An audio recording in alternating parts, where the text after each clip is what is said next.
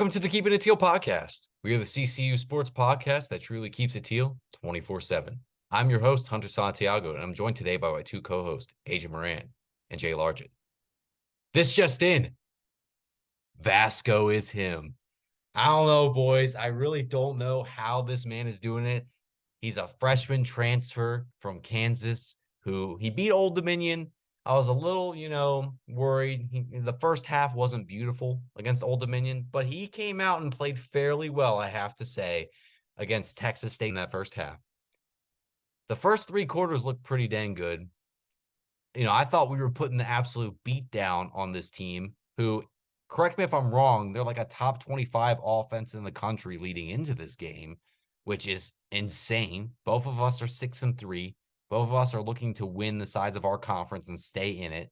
And to this moment, we both still are, even after they're actually, no. Texas State is not in the running for the West. Troy has locked that down, but we are still in the running for it. But they're still a good team, 6-4, right? And we were whooping up on them.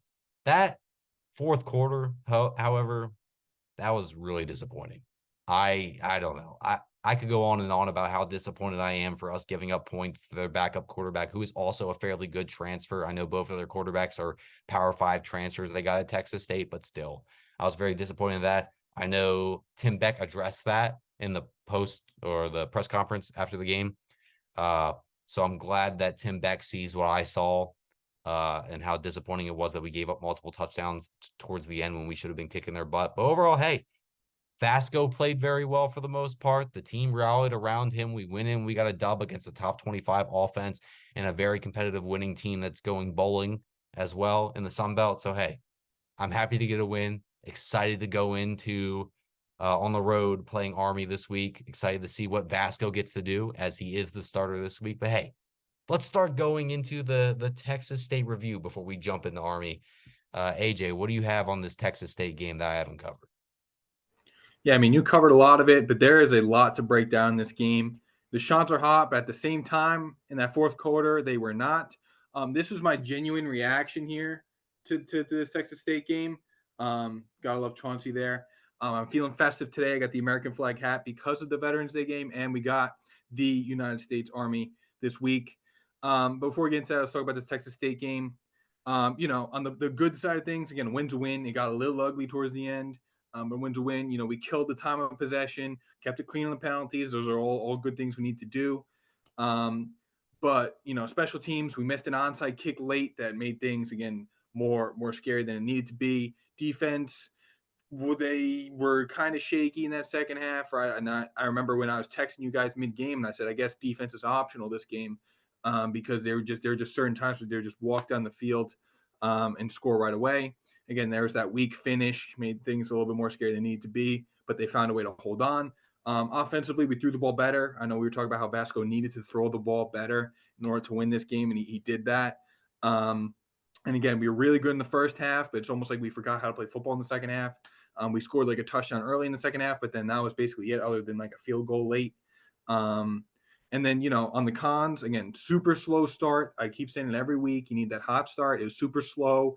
It was like they walk down and score on the first possession, and we go 3 and out, punt the ball back, and then they walk all the way down, and we held them to a field goal. But right away, I was like, this one might get shaky. And like we talked about that weak finish as well. The touchdown, onside kick, they recover it, and I was like, whoa, what's happening here? Again, but a win to win. Happy to get out there with a win and to look at next week. But Jay, what do you think about this Texas State game?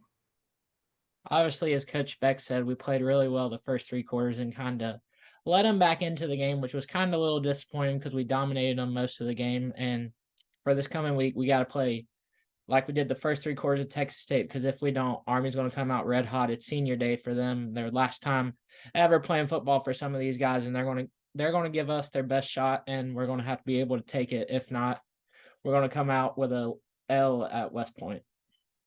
Yeah, absolutely, Jay. With it being senior day, this is a really big home game for Army, and we got to be super prepared going into it. So let's talk about how Army season has been so far. Jay, what do you have on Army season?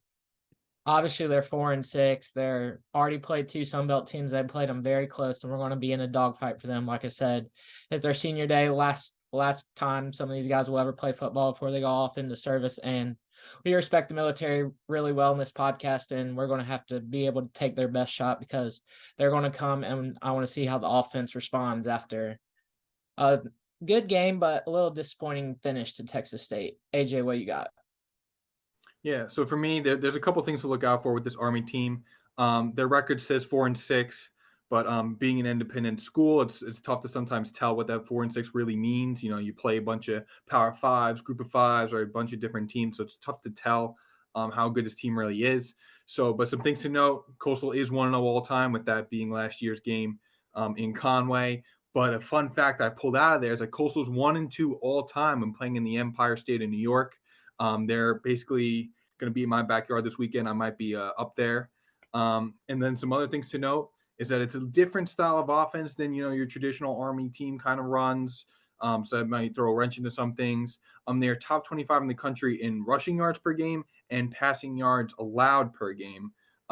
So they run the ball a lot, and defensively they find a way to defend the pass really well. And they forced 8 turnovers in the last 2 games, which those are some big numbers. So there's definitely a lot to break down with this Army team. And these are the games that are scary, right? Because you look at their record and say, okay, this is a game we should win. But like I said, they play a lot of good teams. So, their record doesn't always prove how good of a team this is. And because they are breaking the mold that maybe as to what some of these other games are and what you could see on their film, that it could be a sneaky one, a sneaky non-conference game if you're not prepared for it. So we have to make sure we come ready to play. Now that we know a little bit about how Army season has been so far, let's transition over to some Army players we should be on a lookout for going into this game at Army. Who do you guys have, AJ? Yeah, so for me, like I just said, they run the ball a ton. So I'm going with, on the offensive side of the ball, number 26, Kanye Udo. He's their RB1. 436 rushing yards on the year, only 1 touchdown. But they like to, again, they run the ball a ton.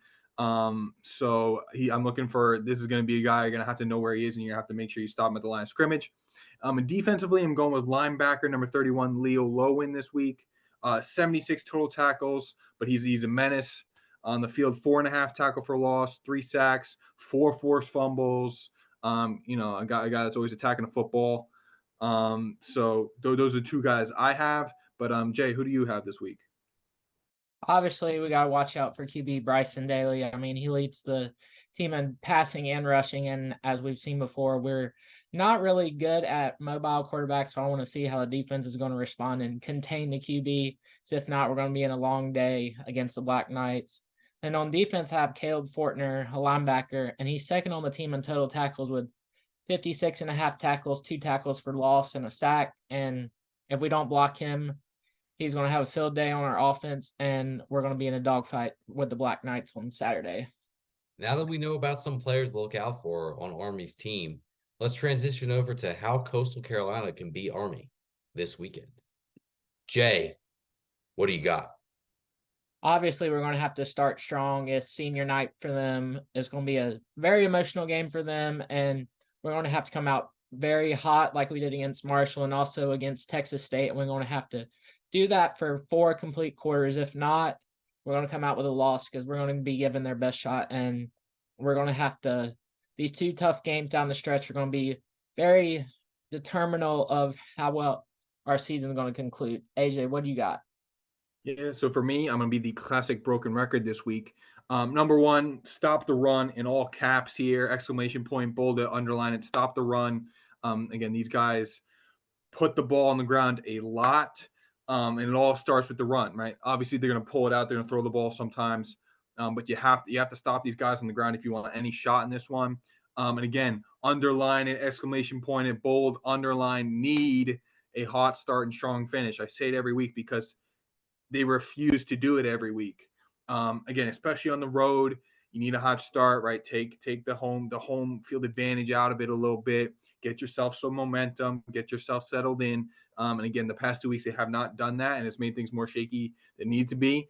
And you need that strong finish, right? It's like last week we had a weak finish. We were lucky we were up by enough that we found a way to get out of it, right? We find a way to win.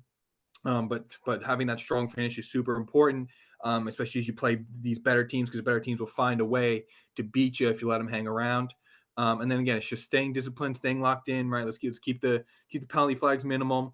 Last week the other teams like Texas State last week beat themselves up with penalties a little bit, and that's what makes a difference in some of these games. So we have to make sure we stay disciplined, we stay locked in, for the whole game.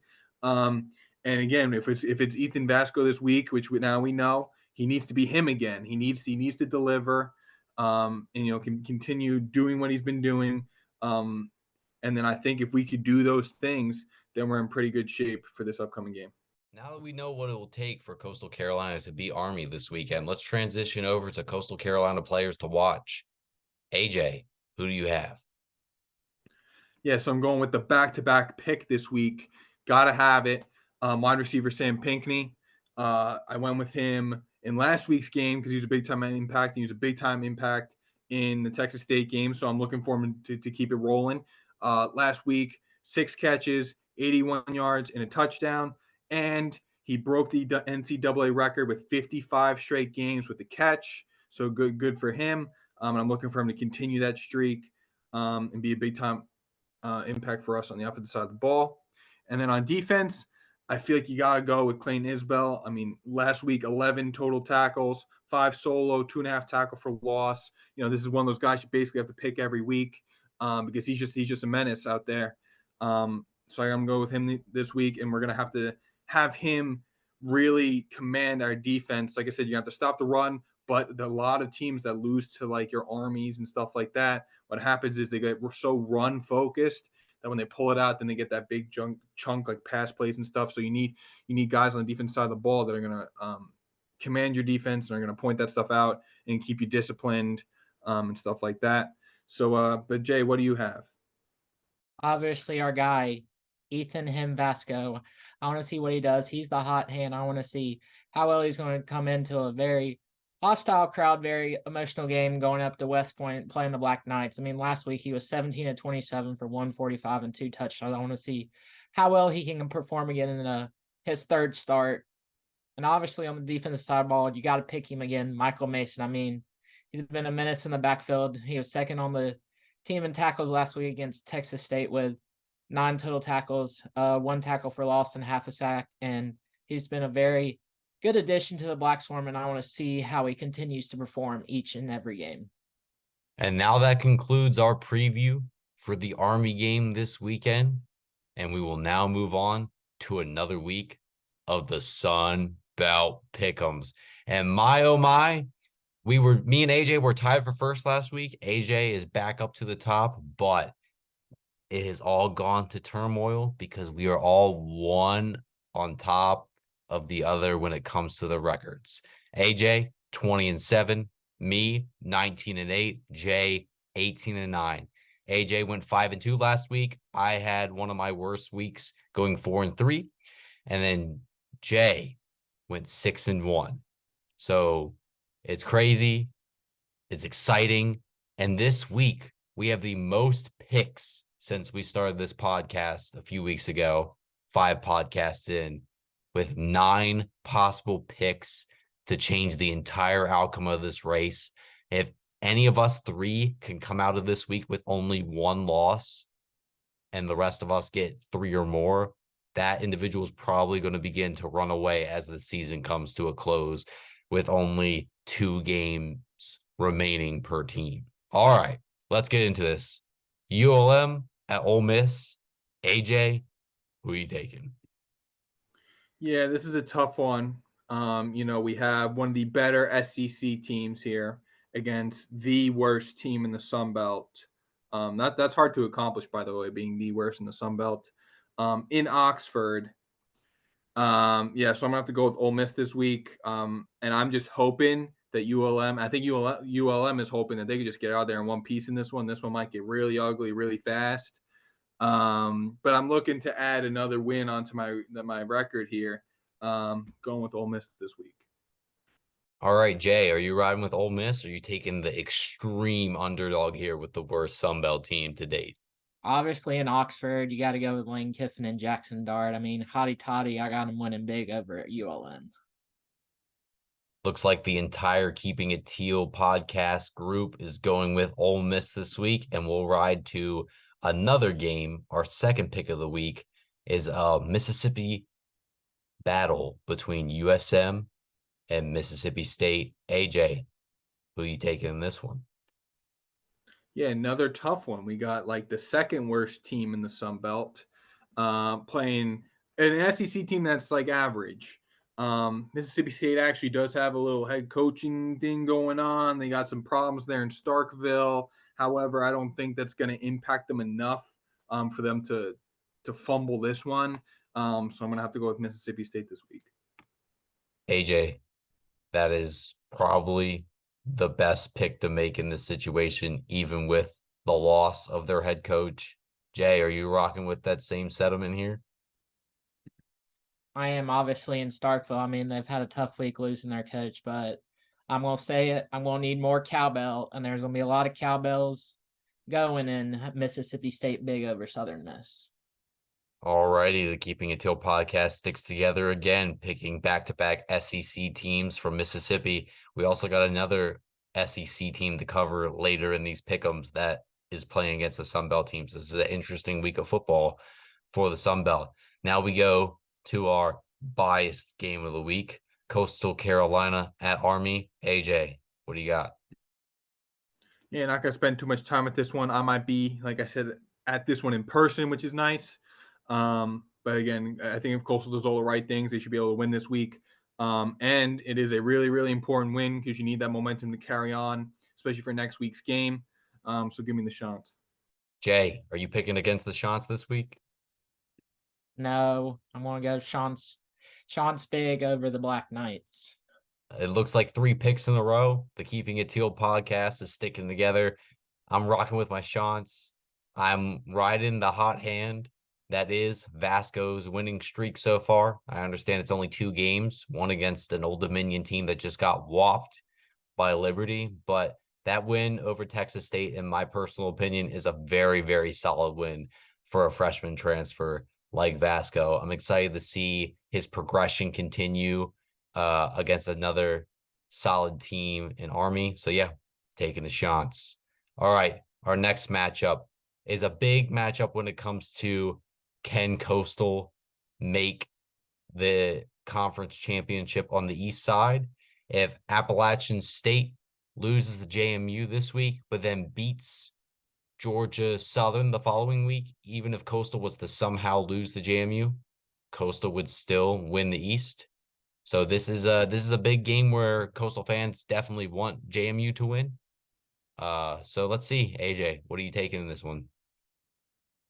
Yeah, I'm going with JMU, and I'm going with JMU for multitude of different reasons. Number one, it's App State, and I hate App State, so I'm gonna have to go with JMU on that one. Number two, we got College Game Day for James Madison App State. I know we were talking about how it's kind of ridiculous, a little bit biased. I don't think that's the best game of the week, but regardless, you got College Game Day there, big time atmosphere for those JMU fans. They're a little bit heated right now with the whole not allowed to play in the sandbox with the cool kids. So they're going to be playing with a little bit of extra passion with them, wanting to prove a point. And like we said, we kind of do need App State to lose for our conference championship hopes. The easiest road is for them to lose this week, but be Georgia Southern for us next week. So we're gonna stick to that, and just give me James Madison this week. Jay, what about you? Who are you taking this one? Obviously, to keep pace with leader Mr. AJ, I gotta go with JMU here. I mean, they have College Game Day, the third time the show's coming back to their campus, and obviously they're a little mad right now for what came out today, and they're going to play with a little extra passion and give me the Dukes this week over App State. For 4 picks in a row, for the first time in the 5 weeks of pick'ems, the Keeping It Till podcast has stuck together for half of the picks with 5 remaining. I'm picking JMU. I would love for App State to beat JMU on game day, but what I really think is more realistic is JMU wins this at home with the College Game Day atmosphere, like how Coastal did against BYU. Of course, this App State team is no BYU. They're not a highly ranked team. However, they have turned their program around this year since their loss at home against our Chanticleers. So I am hopeful that App State will put up a fight, but I do believe JMU will win this game. And wouldn't it be beautiful if JMU gets nationally hyped up, fans of other programs actually give JMU their props, say, hey, this team should be getting their New Year's Six Bowl. They come in the Conway, and Vasco on the hot hand, or McCall coming back from his injury, either or, cook up JMU at home in Conway to close out the year and go to the East, win the East and go to the conference championship. That would be such a beautiful narrative, and it would get the JMU fans to just, their jaws would drop, their ranking would be relinquished, and Coastal Carolina will be back at the top of the East yet again. But hey, I'm getting a little ahead of myself. I'm taking JMU. Let's move on to the Texas State versus Arkansas State game. AJ, who are you taking in this matchup? This one's actually a really tough one here.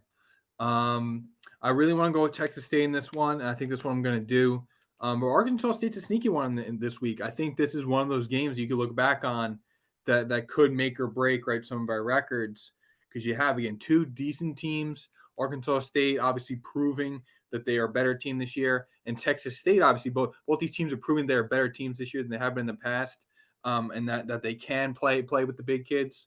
Texas State unfortunately now is out of the running for a conference championship, but that doesn't mean, right, they still get to have a bowl game, and they want to really show, get a higher quality bowl game at that. And Arkansas State is one game shy of a bowl game. So again, both these teams really want to play and show that, hey, we're a program that can compete here. But I like the way Texas State looked, although yes, we did handle them pretty nicely.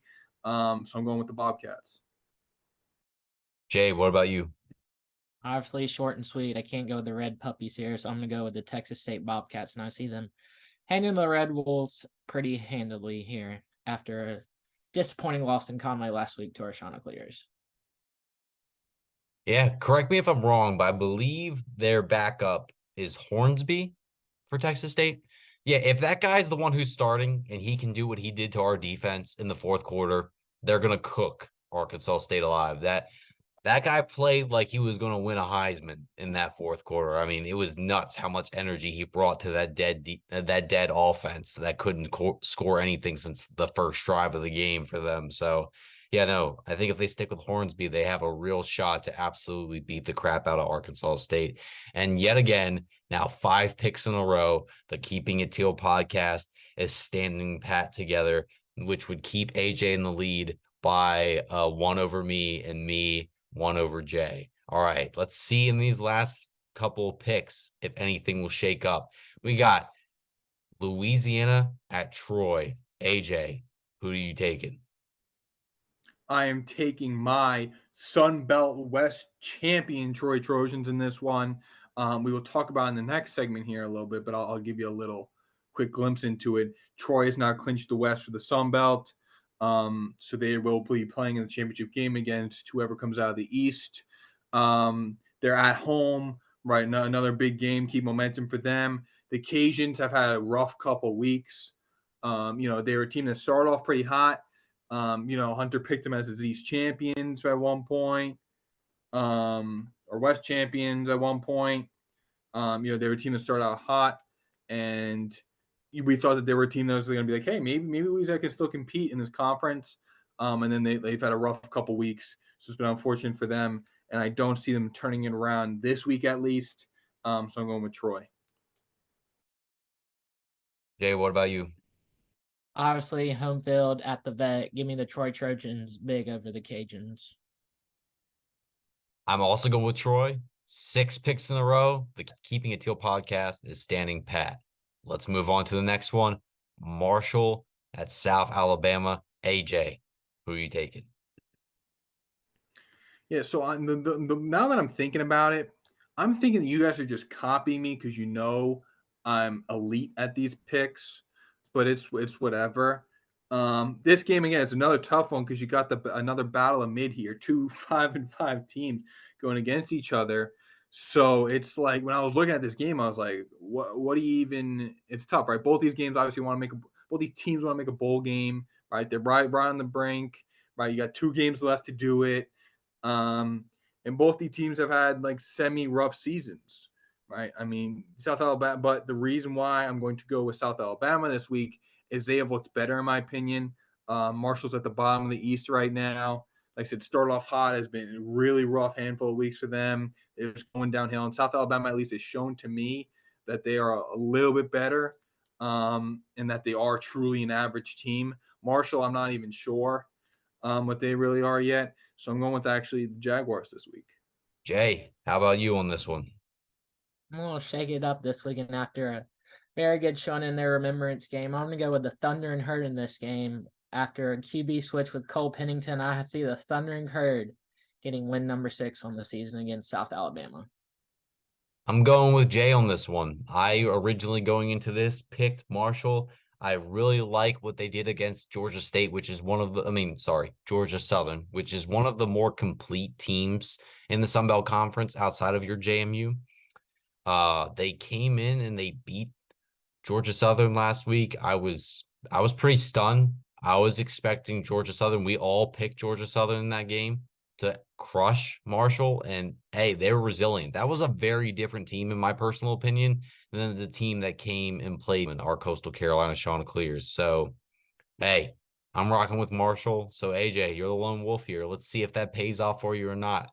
And now we're shaking things up. Let's go Old Dominion at Georgia Southern. I'm sure I know where this is going. AJ, go ahead and make your pick. Well, before you do that, I just want to let you guys know that you were going to be incorrect about South Alabama this week. They are at home, and like I said, Marshall hasn't really figured it out. They got a new interesting quarterback situation over there. They're not Coastal. They can't just put in a bunch of quarterbacks and eventually all of them will work. But it is what it is. Now this week, Georgia Southern Old Dominion again. This is another tough one, and I'm explaining to you why. I'm going with Georgia Southern because they are my East champions. Now, secretly here, I'm rooting for Old Dominion because in order for Coastal to get in, we need Old Dominion to win this week. Because if Old Dominion can beat Georgia Southern this week and App State loses to JMU, Coastal's in a fantastic spot. And then when it comes to winning the East. So secretly, I'm going to be rooting for Old Dominion this week. So I want this pick to be wrong. But I'm going to pick Georgia Southern. I'm going to hope that I jinx them. All right, Jay, who you taking? Same thing as AJ said. I'm hoping I'm wrong in this, but I'm going Georgia Southern in this. After a very disappointing showing at Marshall, I got to go with Georgia Southern in this game. I'm also taking Georgia Southern. I see no reason to take a risk on ODU. I've already done that once this season. I'm not doing it again. I picked Old Dominion to beat Liberty. I really hope they did. Liberty treated it as their Super Bowl last week. Jamie Chadwell thinks it's his greatest accomplishment to beat Old Dominion. I bet you he values that win with Liberty higher than his win as Coastal's coach versus BYU, truthfully. But hey, whatever. So going into this last pick, there's only one pick we have deferred on, and that was the Marshall at South Alabama. Will this change against our last one where we have two state teams, Georgia State going against SEC's LSU? AJ, are you taking the underdog pick? Well, it depends on what you mean by underdog here. Am I taking them to win? Absolutely not. LSU, as we all know, it is like defense optional city, like defense optional U. Like they don't play defense at all. Offense, they're okay. If it weren't for their quarterback, I don't know where they would be. But even with all that considered, right, we're talking about a ranked SEC team going up against a average Sun Belt team that's now out of the running. Again, this is another one that I don't think will be close in Baton Rouge, right? The whole nine. It's gonna be rough for the Panthers. So I'm going with LSU this week. But something to know when you should go with the underdog here, they're giving LSU a 31-point favorite. 31. So it can be that bad. It may be really, really ugly, but maybe maybe the Panthers at least cover in this one. I don't know.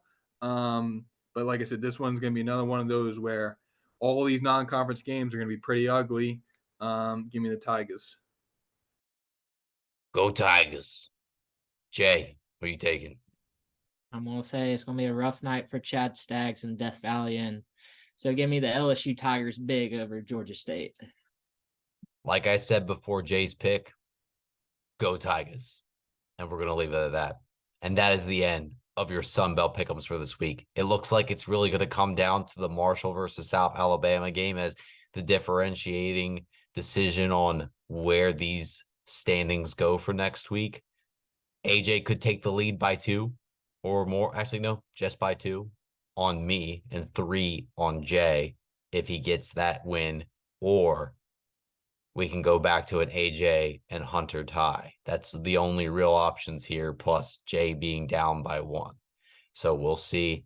I'm excited for that game now as much as I am for Coastal versus Army, just because of the implications of our Sun Belt pick'ems going into our final week next week. All righty. Let us transition over to our Sun Belt Conference Championship picks. If you've been listening to our podcast for a while, or even if you haven't, these are picks that we made a couple weeks ago that are unchangeable. And these are our picks for who wins the East, who wins the West, who wins the conference championship, and the score. And now I'm going to review the information that we have picked a few weeks ago. AJ had Georgia Southern winning the East, which they still have a shot to. The West, Troy, who they have locked it down. So he currently is in the lead. And he also has Troy winning the championship 35-31 over Georgia Southern. Jay is completely eliminated with his East pick being Georgia State and his West pick being Texas State. And with the Texas State winning of a score of 42-28. Before I go over mine, Jay, would you like to speak on behalf of the individual podcast member who is not able to compete furthermore?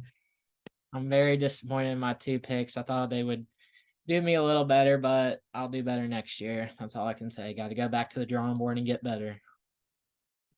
And then AJ, before I go with mine, don't give any implications to what I'm picking because I know you know, or what I've picked because I know you know. But AJ, let's elaborate on how you feel about Troy getting you closer to the promised land on these Sun Belt Conference Championship picks.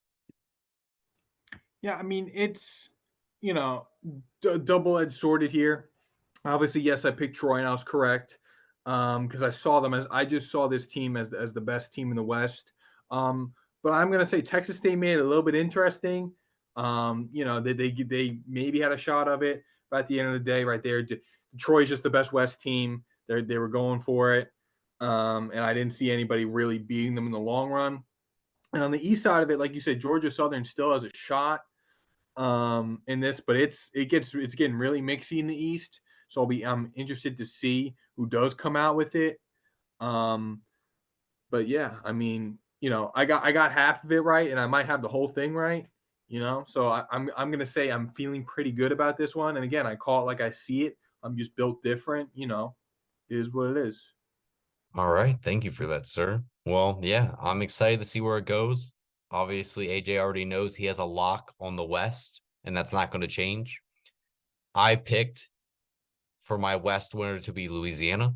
Obviously, that's not going to happen, but my East winner is still in play. And also, my East winner is the team that I have predicted to win the conference championship, with Coastal winning the East and Coastal beating Louisiana 30-27. So the crazy thing here, ladies and gentlemen, if our Coastal Carolina Chanticleers win the East, it really just comes down to who wins the conference championship between Coastal and Troy, if Coastal was to get there, to who wins between me and AJ in our Sun Belt Conference Championship pick'em. So I'm excited. And guess what?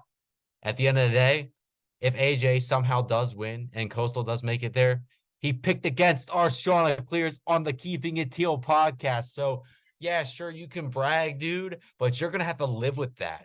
You're going to have to absolutely live with that. So, hey, I'm not even going to give you the chance to even rebuttal on that. We'll save that for when we actually find out who wins the East.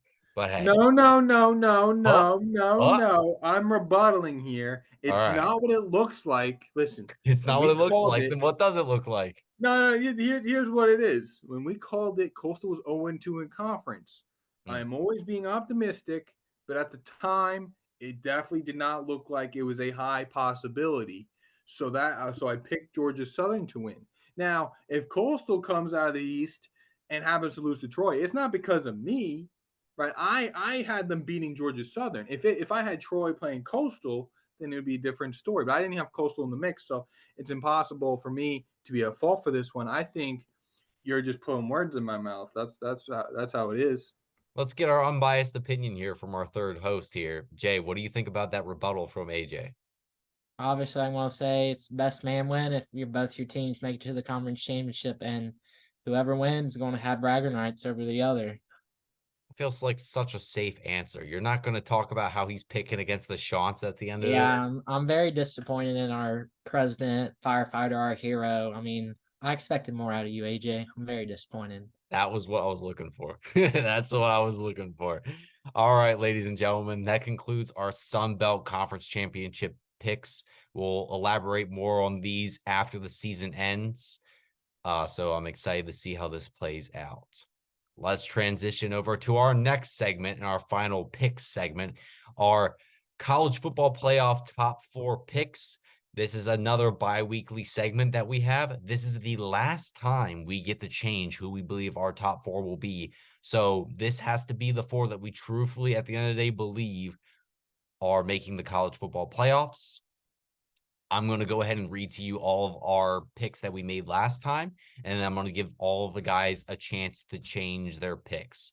All right, starting out with me, I had Ohio State at 1, Washington at 2, Florida State at 3, Alabama at 4, and Washington winning the championship. We move on to Jay's picks with Georgia at number 1, Bama at 2, Oregon at 3, Florida State at 4, and Georgia as the winner. And then AJ closing it out with Georgia at 1, Ohio State at 2, Florida State at 3, Oregon at 4, and our winner for AJ's picks being Ohio State. All right, we're going to start out with me and the changes that I have made for my final prediction for the college football playoffs. I still have Ohio State at 1. I have Washington at 2, but I'm moving Alabama up to 3 because I do believe that if Alabama wins the SEC championship over Georgia, that they would be favored at 3 over a Florida State that wins the ACC and is undefeated. And then I would have, like I said, Florida State at 4. And I'm sticking with the Huskies to win the national championship with Michael Penix Jr., baby. That is the Heisman guy. That is the GOAT this year in college football. Caleb Williams, unfortunately, is not that guy. And it's sad to see how it's affected him. But hey, we'll talk more about that when it comes to draft time later next year. All right, Jay, are you changing your picks? And if so, walk us through. I am not. I'm going to keep my picks the same. Georgia number 1, Bama number 2, Oregon number 3, Florida State number 4, and I have the Dogs three-peating Carson Beck and Kirby Smart getting their 3rd national championship. Hey, it was looking good. So me and Jay are sticking true to our picks. The only thing I did, like I said, was flip 3 and 4, but kept my winner. So hey, me and Jay are sticking true to the last picks we made. AJ, are you going to make some changes to your lineup, or are you kind of sticking to kind of what we've been doing? Yeah, I'm gonna stick to my guns here as well, but I'm gonna talk about my picks here a little bit and the thought behind them. So number 1, I have the Georgia Bulldogs. There's some big controversy actually this week around that. Ohio State was originally seeded at 1 in the college football playoff poll, and this recent week's poll they put Georgia at 1, even though Ohio State won. There's a lot of controversy around that. But I do have the Bulldogs at 1. They have a big time matchup against Tennessee this week. That's a ranked Tennessee team. That's going to be a nice test for them as they have been fairly untested this season. Then they play Georgia Tech, and then they have locked in a spot in the SEC championship against Bama, which that makes things a little bit interesting for some of our picks here. As both you guys have Bama in your playoff, I do not. But basically, right, that might make or break who's going to make the playoff from the SEC. Then at 2, I have Ohio State. Ohio State, in my opinion, deserves to be in this playoff, and they're running the Big Ten gauntlet. Currently, they play Minnesota this week. That's like an average team in the Big Ten. They should handle that one. But a big thing to note is to close out the regular season, they play Michigan. I believe Michigan's at home for that one. So that is going to be like the biggest game to determine, right, who probably makes the playoff from the Big Ten. I just think that Ohio State is the better team. Michigan, it's also interesting with their whole cheating scandal thing going around. It's very, very interesting there. And whoever wins that game basically wins the Big Ten East. All right, and then as we've talked about, the Big Ten West is, terrible. It's probably going to be like Iowa, but I think Iowa might have actually probably clinched it unless they lose out and get help or anything.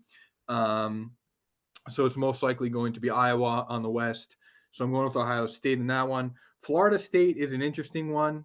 I was very against Florida State in the beginning. I thought that this was a team that was good, but I didn't know if they were good enough. They had some scary ones. But looking at the rest of their schedule, this team should have no problem. They play North Alabama this week, right? Like, who are they? So they should have no problem. Then they play Florida in that rivalry game, right? Last game of the season for them. I think that one's manageable, and they've already clinched a spot in the ACC championship as well. So if they could win the ACC championship, I think that definitely gets them in. Who they will play in the ACC championship is a toss-up between like your Louisville, UNC, NC State, like one of those teams on the other end. But I think that Florida State could handle those teams to get the third spot, and the fourth spot is Oregon. I know this has been the big controversial one between at least us was this Oregon team.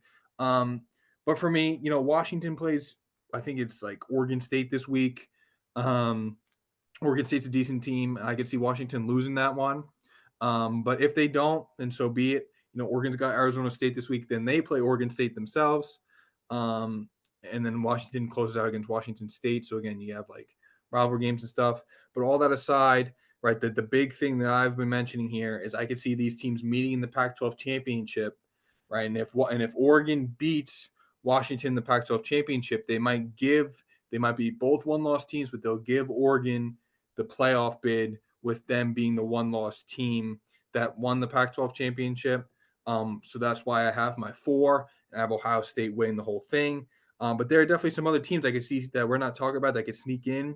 Right now, I could see Texas sneaking their way back in somehow. Where if they win out, I could just see them all of a sudden popping back into the playoff, right? Or some of these other teams. It's going to get really mixy. And it's going to be exciting to watch these next couple of weeks. And yeah, I mean, you guys are all going down. Obviously, I'm going to win as per usual. So there's that. All right, for the audience, AJ, give it one more quick rundown of your top 4 and your winner. Yeah, so I've got the Bulldogs at 1. I think that the back-to-back championships haven't lost a game, right? They deserve to be there until proven otherwise. Ohio State at 2, just because I think that they are one of the best undefeated team. Florida State at 3, again, also undefeated, and I think the ACC is a tough conference. And then Oregon at 4 as the only one-loss team, but still finds their way in. And then I will have Ohio State, the Buckeyes, wing it all this year. I just think they're built for it. All righty. You heard it, audience. That is the ending of our college football playoff pick'ems. So we, in about 2 weeks or so, will get to reassess this and see how it's going. But this is our final picks going into it. So, hey, it's going to be exciting to see how this plays out, how our Sun Belt Conference Championship pick'ems play out, and how our next 2 weeks of Sun Belt pick'ems plays out. It's an exciting time to be listening to the Keeping It Teal podcast. Let's move over to our next segment, the CCU Athletics and Other Things segment with Jay and AJ. Gentlemen, take it away. Obviously, our volleyball team's in the Sun Belt Championship. They won the regular season. Looking for the standard, another Sun Belt Conference Championship, just a tournament title this time. Yeah, and talk about basketball here. Like you said, Jay, this is going to be an exciting weekend with the Sun Belt Championship here for the volleyball, for Lady Chants. On the basketball side of things, we also have an exciting weekend. Men's basketball is still 1-0, and they played the Myrtle Beach Invitational this weekend. So watch out for that. There's a lot of games going on in Conway. Coastal opens up against Wichita State tomorrow night, which is Thursday. And then other than that, it's all bracket play and stuff. So we won't know who else they'll see during the weekend. But for all you Conway and just college basketball fans, definitely check that out. On the women's side, they beat South Carolina State tonight. So that makes them now 1-2 with losses to 2 ACC programs. And other than that, they play Furman on the 18th and Charleston Southern on the 22nd. But the big thing here, keeping up the Chants, is we're looking for volleyball to bring home a title to Conway. And we're interested to see how these basketball teams can start out on their long season ahead. All righty. With the conclusion of that segment, ladies and gentlemen, we now come to the very end of our 5th ever Keeping It Teal podcast episode. Thank you for listening to our latest episode of the Keeping It Teal podcast. Please like and subscribe to our YouTube, X, Instagram, and Spotify to keep up to date with all things Teal. Until next time, good night, Teal Nation.